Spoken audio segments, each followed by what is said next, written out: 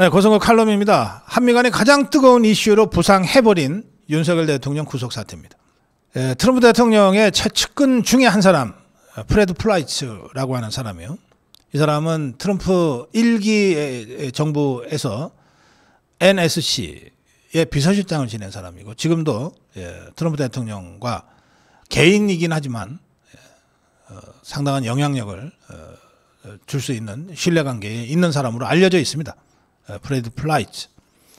자, 이 사람이 얼마 전에 그 한미의원연맹 여야 의원들이 함께 간, 그리고 나경원이 이제 공동의장으로 간, 그 단장으로 간, 공동단장으로 간 그 한미의원연맹 의원 13명과 만나서 윤석열 대통령이 불공정한 수사, 불공정한 재판을 받아서는 안 된다고 밝혔어요. 그러니까 이 자리에 좌파들도 있었는데 이것들이 좀 뭐 쭝얼쭝얼 하면서 뭐 시부렁대기도 하고 구시렁대기도 하고 뭐 짜증을 내기도 했다고 하는데, 뭐 그러거나 말거나 프레드 플라이츠가 할 말을 제대로 했습니다.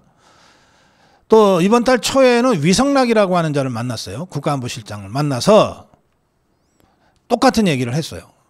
너네 전임 대통령을 이렇게 함부로 불공정하게 수사하고 재판하면 너네 큰일 난다 라고 경고를 했습니다. 또 이 사람 플라이츠는 28일 어제입니다. X, 트위터죠. X에 윤석열 대통령이 박해를 받거나 기소된다는 인식은 트럼프 정부에서 매우 나쁘게 받아들여질 것이다 라고 다시 한번 자신의 입장을 공개적으로 밝혔습니다. 그러자 이제 조선일보가 이 프레드 플라이츠와 인터뷰를 했는데, 전화 인터뷰에서 플라이츠는 지난달부터 한국 정부의 관계자, 의원들과 여러 차례 회의를 가졌다. 뭐 그 내용을 상세하게 언급하고 싶지는 않지만 윤석열 대통령이 부당한 대우를 받지는 않아야 한다 라고 위성락 안보실장한테 강조한 것은 사실이다. 나는 트럼프 정부에서 일하고 있지 않기 때문에 내 개인 입장으로 말하는 것이다. 윤석열 전 대통령이 부당한 대우, 박해를 받거나 과도한 형량을 받았다는 인식이 미국에서 매우 부정적으로 받아들여질 것이다. 경우는 다르지만 트럼프 대통령도 퇴임 후에 정치적으로 박해를 받았지 않냐. 그렇기 때문에 트럼프 진영에서는 한국의 정치 상황, 특히 최근 윤석열 대통령 상황과 또 최근 6월 3일 있었던 대통령 선거와 선거 이후 발생한 일들에 대해서 매우 주의 깊게 지켜보고 있는 사람들이 많다. 내 개인 의견이지만 나만 그런 게 아니다. 이걸 강조했습니다. 실제로 트럼프는 브라질과의 관세 협상에서 50%를 부과하겠다고 했는데, 그 직접적인 이유가 전임 대통령인 보우스나로 대통령이 부당한 탄압을 받고 있는 데 대한 정치적 항의와 개선하라고 하는 압박의 수단으로 관세를 이제 이용하고 있다고 하는 분석이 일반적으로 지금 받아들여지고 있잖아요. 그러자 조선일보가 플라이츠에게 한미 관계에도 브라질과 같은 유사한 일이 벌어질 수 있는 거냐라고 하는 질문을 했어요. 그러자 플라이츠가 이렇게 대답했습니다. 개인적 의견인데 가까운 동맹의 전임 대통령이 퇴임 후에 박해를 받고 있다는 인식이 미국에, 그리고 트럼프에게는 매우 부정적으로 받아들여질 것이다. 그러면서 플라이츠는 최근 윤석열 대통령과 관련된 언론 보도를 언급하면서 지금 윤석열 대통령이 구금 상태에서 제대로 대우받지 못하고 있는 것으로 알고 있다. 또 사형 또는 종신형에 처해질 가능성이 있다는 얘기까지 나오는데 나는 매우 우려하고 있다. 이렇게 설명했습니다. 자, 구금 상태에서 제대로 대우받지 못하고 있다.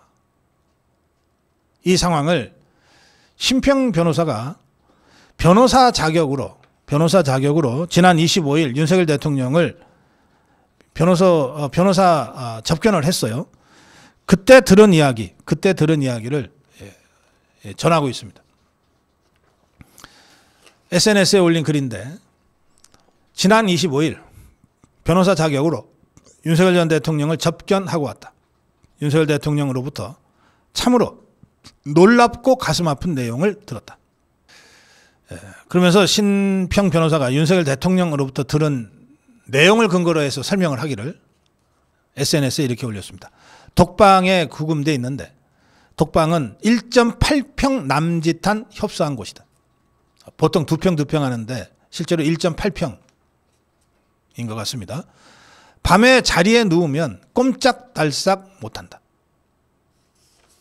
이게 아무것도 없는 텅 빈 공간 1.8평이 아니고 제가 이 그림으로 보니까 뉴스원이 전해주고 있는 그림을 보니까 이게 저 화장실이 있어요. 안에. 화장실에 반투명 유리로 되어 있는 화장실이 있습니다. CCTV가 위에서 24시간 작동합니다. 그리고 싱크대가 있어요. 어쨌든 밥을 먹고 뭐 그릇을 닦아야 되니까. 그리고 안전뱅이 그 의자라고 하죠. 아마 무슨 종이로 만든 걸 거예요. 나무로 만든 그런 제대로 된 책상이 아니고. 이런 것들이 들어가 있고 그리고 남는 공간에 누워서 자야 되니까 접이식 매트리스에 이제 누워서 자야 되니까 실제로 누우면 밤에 누우면 꼼짝달싹 못할 정도로 공간이 매우 협소할 겁니다. 책상 걸상은커녕 골판지로 만든 받침대 앞에 쭈그리고 앉아서 간신히 식사를 한다. 책상 다리에 해서 혼자서 먹는 거죠. 받침대 위에는 성경책을 놓고 읽는 것 외에는 어떤 지적 활동도 할 수 없는 처지다. 최소한의 운동도 할 수 없어서 소화에 문제가 생겼다는 말을 들었다. 이러한 처참한 주거 환경은 한마디로 생지옥이다. 김병기라는 자, 민주당 원내대표입니다. 김병기라는 자. 죽어도 감옥에서 죽어야 한다는 악담을 했는데 윤석열 대통령을 향해서 이 악담을 현실화시키기에 적합한 곳인지 모르겠다. 이게 신평이 이렇게 썼습니다. 그러면서 박근혜 대통령, 이명박 대통령도 이렇게 심하지는 않았다. 제 기억으로 박근혜 대통령은 5평, 5평 정도 되는 방에서 이명박 대통령도 마찬가지로 이건 구치소가 하려면 할 수 있는 일입니다. 그래서 윤석열 대통령과 접견을 마치고 나오는데 서러운 감정이 복받쳐 올랐다. 이렇게 썼어요. 이것은 전직 대통령을 향한 가혹한 정치 보복이다. 인권을 역사적으로 소중하게 여겨온 미국과 서방 국가들이 신속히 개입해서 비문명적이고 야만적인 인권 탄압을 중지시켜 줄 것을 간절히 호소한다. 이렇게 글을 맺었는데 신평 변호사도 국민의힘한테는 아예 희망을 접은 것 같습니다. 오죽하면 미국과 서방 국가들의 개입을 호소했겠어요.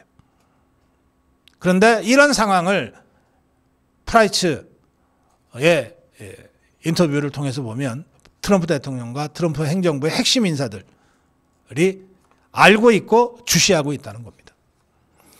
자, 이런 상황에 대해서 법무부는 교정관계 법령에 따라 일반 수용자와 동일한 기준으로 실외 운동도 시키고 또 일반 독거실과 동일하게 선풍기 등을 갖추고 있다. 다른 재소자와 특별히 다른 점은 없다. 이렇게 설명하고 있습니다. 네, 고성훈 칼럼 이미 한미 간의 가장 뜨거운 이슈로 부상해 버렸습니다. 윤석열 대통령의 구속 사태. 이러한 상황이 국제사회에 어떠한 반향을 불러오게 될지 또 한미 관계에 어떤 영향을 미치게 될지 지금 윤석열 대통령은 이런 정말 열악하고 처참한 신평 변호사의 서술에 따르면 열악하고 처참한 상황에 있는 것만으로 온몸으로 종북주사파 개딸 권력과 투쟁하고 있습니다. 고성국 칼럼이었습니다.